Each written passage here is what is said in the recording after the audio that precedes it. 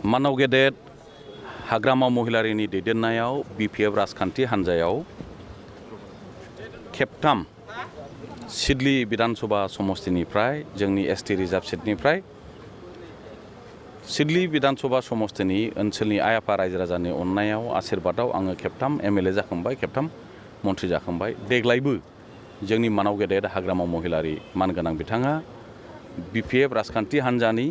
Siddeley समष्टिनि MLA हिसाबै contest खालामनो थाखाय बिजाथि हिसाबै मैया आंखौ फोसावबाय आरो बिथांनिसिम आंनि गोसो सिंनि साबायखर आरो खुलुमनाया थाबाय आरो लोगोसे साफ्रोमबो आइ आफा रायजो राजानिसिम आरोबाव सिडली समष्टियाव MLA हिसाबै दारायनो थाखाय गनायनानै लानायनि थाखाय साफ्रोमबो आइ आफा रायजो राजाखौ गोसो सिंनिफ्राय आंनि खुलुमनाय आरो आंनि साबायखरखौ आङो बावहरो। जयन्त फंबाया बियो आं खोनाबाय मैया जे UPPL हान्जानिफ्राय सासे सिडलीयाव बिजाथि हिसाबै बिथांखौ गायसनबाय। बिथांनि केन्डिडेटसारखौ आङो बरायो, खारन बेयो आंनि फंबाय आरो गोसो सिंनिफ्राय गाहाम हामलायनाय थाबाय। बिथाङा मा बुंबावदों, रायजो राजानि मोजां खामानि जादों जायाखै बे खोथाखौ आं खोनाथ'वाखै। दा नोंथांमोनहा सोंनायखाय नाथाय आं बिनि भिजुवेलखौ नुयोमोनब्ला माने मा बुंदों मा खोथा बुंमारदों होमबा आङो फिननाय होनो मोजां जागौमोन। दा गतिके दिनै आं हठात माबे सेन्सआव बुंदों मा खारनाव बुंदों, दा बिथाङाबो दारायबाय जेब्ला नमिनेसन होगोन जेब्ला जोंबो गाबोन होगोन जेब्ला लोगोथ' मोनलायबाय थाखासिगोन। दा सोंनायनि फिननाय फिननायनि सोंनाय बेथ' जाबाय थाखासिगोन। फेक्टर सेक्टर होनलायनायनि खोथा गैया। आसोल खोथाया जाहैबाय जों BPF राजखान्थि हान्जाया बिसेस जाहा BTC ओनसोलाव जिखिनि एसेम्बलि सिट दङ प्राय जोङो BPFआनो दासिमाव जोङो दखल खालामनानै दं, बे खोथाखौ नोंथांमोनहाबो मिथियो। दा गतिके जिसिबां बिसायख'थि थांनाय बिसायख'थि जोङो BPF हान्जा गोजा जेब्लायबो जोङो बाहागो लाबोदों आरो जोङो देरहाबाय थादों। देग्लायनि जि सारा आसाम नाङै जि मोनसे गोदान राजनैतिक समीकरन एबा बिसारधारा फैदों, साननाय हनाय फैदों,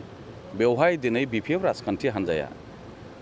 कंग्रेस, AIUDF, CPM, CPI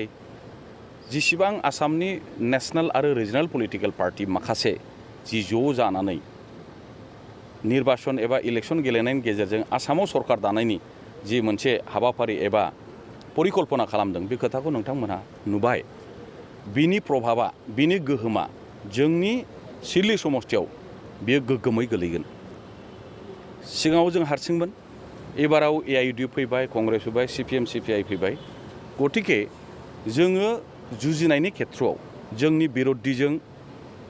अपोजिसनजों जुजिनायनि खेथ्रआव जोंहा बिराद गोरलै जासिगोन। एबाराव जोङो बांसिन भट मोननानै सिडली समष्टियाव BPFनिफ्राय जोङो देरहागोन। बेयो गोदान आंनि थाखाय फिननांगौ खोथा नङा। 2006 मायथाइयाव प्रथम BPF राजखान्थि हान्जाया प्रथम MLA इलेक्सनाव बाहागो लादों आरो बे गिबि खेब बिसायख'थियाव सिडली समष्टियाव आंखौनो केन्डिडेट होदोंमोन। आइ आफा रायजो राजानि अननायाव देरहादों आरो बे समनिफ्रायनो 2006 माने BTCआ जाजेनदोंल'। ओरैहाय 2005आव प्रथम BTCनि इलेक्सन जादों। बोसोरसेनि उनाव आङो BTCनि डेपुटि चिफखौ नागारनानै आङो दिसपुराव थांदों। बै समाव जोंनि सिडली चिरां जिल्लाया हेला गोदान जोंनि BTCनि सुक्तियावल' हाबनानै फैदों। बिनि अफिस आदालत अफिसार DC SP line department scheme programme जेबो गैया। दा बे जोङो जिल्ला दानायजों लोगोसे BTC सुक्ति खालामनायजों लोगोसे MLA जानायजों लोगोसे गासिबो खामानिखौ जोङो आराम्भ जायखौ होनो सुरु सेनिफ्राय जों आराम्भ खालामदों। नोंथांमोनहा खोथाखौ गोसोआव दं गैया फोथायो फोथाया मोनसे फिसा आङो मोनसे माने उदाहरन होनि एग्जाम्पल होनि। मानाव गेदेर रुपनाथ ब्रह्म जोंनि बयनिबो मानिनां आसामाव 7 बार मन्थ्रिमोन, 7 बार MLA, 35 बोसोर 35 बोसोर। बिथाङा सिडली समष्टिनिफ्राय खेबबा MLA मोन, खेबबा बिथाङा मन्थ्रि, 25 बोसोर मानाव गेदेर जोंनि रुंसारि उत्तम चन्द्र ब्रह्म आसामनि मन्त्रि मोनसे समनि बिथाङा सिडली समष्टिनिफ्राय खेबसे एमएलए खेबसे मन्त्रि मानाव गेदेर लुइस इस्लारि बिथाङा सिडली समष्टिनिफ्राय खेबसे एमएलए खेबसे मन्त्रि दा साथामजों सासेया खेबबा सानैया खेबसे खेबसे टटेल बेसेबां जाखो 35 बोसोर बैसोआव साथाम मानाव गेदेर मन्त्रि बिथांमोनहा 35 किल'मिटार फाखा लामा एबा आरसीसी दलं खामानि मावनाय रेकर्ड गैयामोन आं बांद्राय बुंनाय जायाखै बे खोथाखौ जोंनि सिडली समष्टिनि आइ आफा रायजो राजाया बयबो गोसोआव दं 35 बोसोर मन्त्रित्व समाव साथाम मन्त्रिया 35 किल'मिटार मोजां फाखा लामा खालामनो हायाखैमोन जोंनि अबस्थाया बिदिमोन मानो हायाखै बिथांमोनहा रोङा हाया आं बेखौ बुङाखै अबस्थाखौसो बुंदों बे समनिफ्राय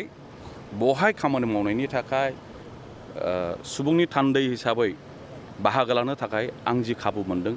बे समनिफ्राय दिनै जों जुदि जखा सुयो दिनैहाय 1000सेनिबो बारा बे सिडली समष्टियाव फाखा लामा दं बिमा दैनि सायाव जों दिनै दालां दं गंसे नङा गंनै फैगासिनो दं आरो बायदि बायदि सामफुरनिबो खोथा दं बहाय सिडली समष्टि होनोब्ला चिरां जिल्लाल' नङा 38,000 जोंहा क'क्राझार जिल्लायाव सामफुर दैनि सोनाबहा बे नोंनि कालिफुख्रि सालाकाथि धलमारा जराइगाव काउनिया भासा खुरसियाखाथि सराइखला बारगर बेफोर ओनसोलाबो सिडली समष्टियाव गोलैयो गतिके हरैबो नायनांगोन ओरैबो नायनांगोन जोंनि ओनसोला हिमालय हाजोनि गुदियाव हिमालय फुट हिल्स जानायनि थाखाय बेवहाय जोंनि दैनि जि अबस्था बेवहाय गोबां दै दा गतिके दैया बारा नालाय लामा बानायनायाव सानजा सोनाब जुदि नों लामा बानायो बेवहाय बांसिन दालांनि प्रयोजन जायो दालां मोनसे बानायनायाव किल'मिटार मोनसे लामा बानायनो नों जुदि 8 लाख थाखा नांगौ जायोबा नाथाय नोङो 50 मिटार बा 100 मिटार दालां मोनसे बानायनो 6-7 कोटि नांगौ दिनैनि दिनाव दा बेफोरबायदि माखासे बेवहाय फेक्टर दं होमब्लाबो बे चेलेन्ज मोखाङाव बे जुजिनायखौ दोननानै जोङो आवगायदों बे आं हारसिंनि खोथा नङा जोंनि दलनि साफ्रोमबो दैदेनगिरिनि बेवहाय अबदान दङ रायजो राजानि बेवहाय अबदान दङ इलेक्ट्रिफिकेशन होननाय जोंनि सा ओनसोलनि गामियाव गैयामोन गैयैनि खारना मोननै मोनसेया जाहैबाय जोंनिया फरेस्ट एरिया फरेस्टनि आयेन हिसाबै दिनै जेखौ माने एनभायरनमेन्ट मिनिस्ट्रि होनो फरेस्टनि आयेन मथे फरेस्ट ओनसोलाव कारेन्ट थानो मोना फाखा लाना थानो मोना फाखा दलां थानो मोना आयेनाथ' बिसो नाथाय बेखौ जोङो खायदा बायदा खालामनानै बेखौ जोङो गोबां नाजानायनि गेजेरजों जोङो गोबां गामियाव जोङो दिनैहाय इलेक्ट्रिक कारेन्टखौ जों दिनै मोननो हाबाय फाखा लामा मोननो हाबाय नांबावगौ माखासे स्कुल बेखौ खालामनो हाबाय जोंनि जायगायाव बांसिन जिहेतु जोंहा बर' मिडियाम स्कुल जोंनि बर' ओनसोला बाराखाय जोंनि बर' मिडियाम स्कुल माने बे भेन्सारानो बारा बेथ' जेरावबो बेनो दा गैयामोन जों जेराव फरायबोदों बेबो भेन्सारमोन दिनै बेफोरखौ जोङो दिनै लासै लासै प्रभिन्सियेलाइज जोङो दिनै खालामफैनो हाबाय बिभिन्न बिथिङाव दङ आबादनि बिथिङाव स्लुइस गेट होनाय गैयामोन दिनै एसेबाबो जाबाय इलेक्ट्रिफिकेशन निलमोन दिनैफ्राय जाबाय लामा फाखा लामा आं हिसाब होबाय गैयामोन दिनै माबायदि नुदों हिंसा जर होननानै जों जेखौ बुङो मोनसे असान्त ओनसोलमोन मानो बे खोथाखौ जों बयबो मिथिगौ सोमावसारनाय जांख्रिखांनाय बहाय गोबां सम भुल बुजाबुजि जायोमोन बेफोर गासिबो खोथाखौबो जों दिनैहाय जोंनि समाजाव जोंनि ओनसोलाव रायजो राजानि गेजेराव गोजोन थासारिखौ बोरै लाबोनो बे जोंनि मोनसे गोसो सिंनि जुजिनायमोन मानाव गेदेर हाग्रामा महिलारि बिथांनि दैदेननायाव जों बिपिएफ राजखान्थि हान्जा आइ आफा रायजो राजा गुबुन गुबुन रावारि रायग्रा धोरोमारि गासैखौबो जों मोनसे आस्थायाव लानानै फोथायनाय लानानै दिनैहाय जोङो जोंनि ओनसोलाव सान्थिखौ जोङो दिनै गायसननो हाबाय बे गिदिर बाथ्रा